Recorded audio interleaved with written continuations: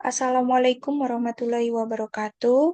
Kami dari kelompok 10 kelas Data Mining A akan memaparkan hasil kerja dari kami.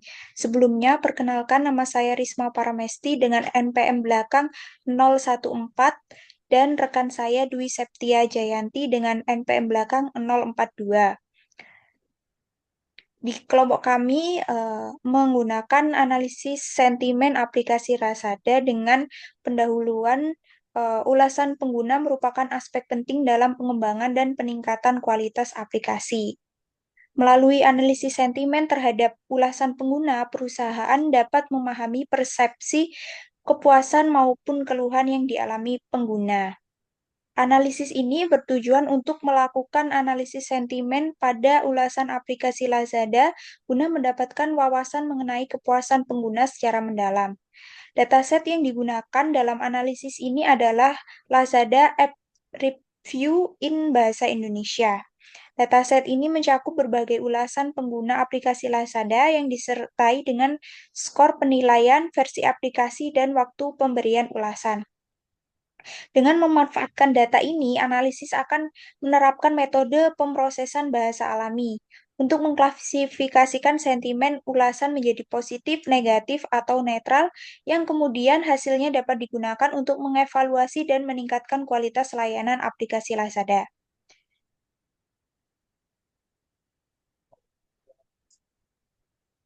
Nah, berikut untuk dataset dari aplikasi tersebut dengan versi dari aplikasi 7.86.5. Lalu dilakukan EDA dan pre-processing data. Data diperoleh di antara rentang tanggal 30 Oktober sampai dengan 27 November 2025. Dengan diperoleh data sebanyak 1.346 ulasan pengguna menggunakan versi aplikasi Lazada versi 7.86.5. Lalu mengambil kolom yang dibutuhkan dan juga skor. Lalu selanjutnya dilakukan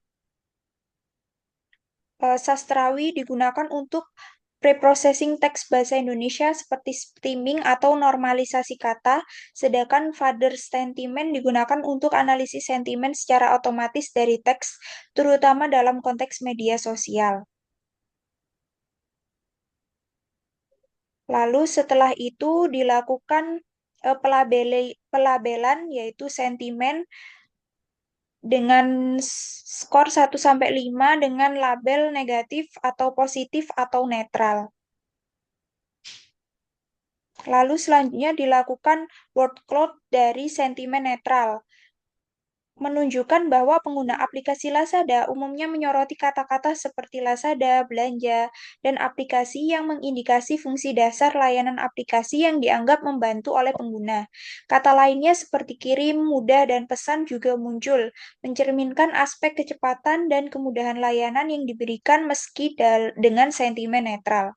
Selanjutnya, word cloud dari sentimen positif menunjukkan bahwa pengguna sering menggunakan kata seperti bagus, baik, mantap, dan gratis ongkir, mengindikasi bahwa pengguna merasa puas dengan kualitas layanan, performa aplikasi, dan promosi yang diberikan. Kata oke dan puas juga muncul secara signifikan, mencerminkan apresiasi terhadap layanan yang baik serta pengalaman pengguna secara keseluruhan yang menyenangkan. Selanjutnya, word cloud dari sentimen negatif menunjukkan bahwa pengguna aplikasi Lazada sering menggunakan kata tipu, buruk, aneh, dan rugi, mencerminkan ketidakpuasan pengguna terhadap kualitas pelayanan customer, terutama kualitas barang. Selanjutnya, distribusi target dengan sentimen netral sebanyak 577, positif 463, dan negatif 306.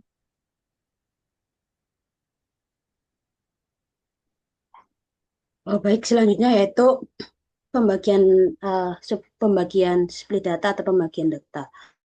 Sebelum pembagian data, kita harus melakukan transformasi teks menjadi bentuk numerik dengan metode TF-IDF, yaitu Term Frequency Inverse Document Frequency, yang nantinya dapat mempresentasikan numerik ini yang dan diperlukan agar data dapat diolah oleh algoritma machine learning untuk tahap berikutnya.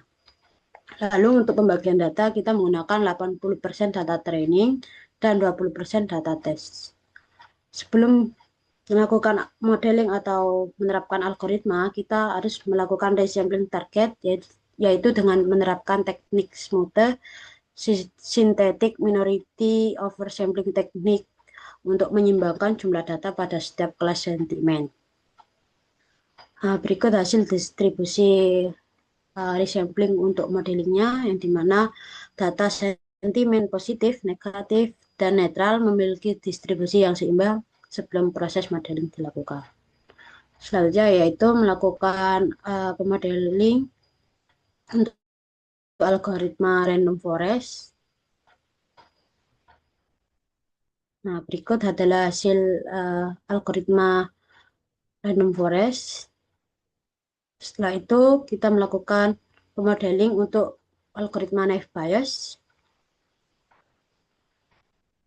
Nah, berikut adalah hasil dari algoritma naive Bayes. Nah, dan selanjutnya yaitu memvisualisasikan perbandingan akurasi antara uh, algoritma random forest dan algoritma naive Bayes. Dari hasil evaluasi yang dimana menunjukkan bahwa random forest memberikan performa yang stabil dan konsisten dalam mengklasifikasikan ketiga kelas sentimen. Pada random forest, nilai akurasi yang diperoleh mencapai 87% dengan F1 score kategori negatif sebesar 76%, kategori netral 91%, dan kategori positif 88%. Hasil ini mengindikasikan bahwa model mampu mengenali sentimen netral dan positif dengan baik, meskipun performanya pada kelas negatif sedikit lebih rendah. Sementara itu, model multinominal naive Bayes atau naive Bayes menghasilkan performa yang lebih rendah dibandingkan random forest. Pada naive Bayes, nilai akurasi yang diperoleh mencapai 74% dengan F1 score kategori negatif sebesar 61%, kategori netral 74%, dan kategori positif 84%. Model Model naive Bayes cenderung lebih cocok untuk data teks dengan pola distribusi kata yang sederhana.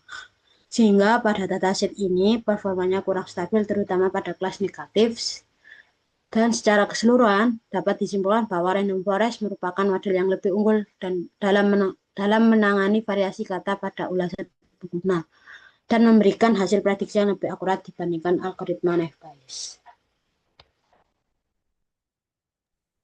Baik, sekian dari pemaparan hasil kerja dari kelompok 10. Terima kasih. Wassalamualaikum warahmatullahi wabarakatuh. Waalaikumsalam.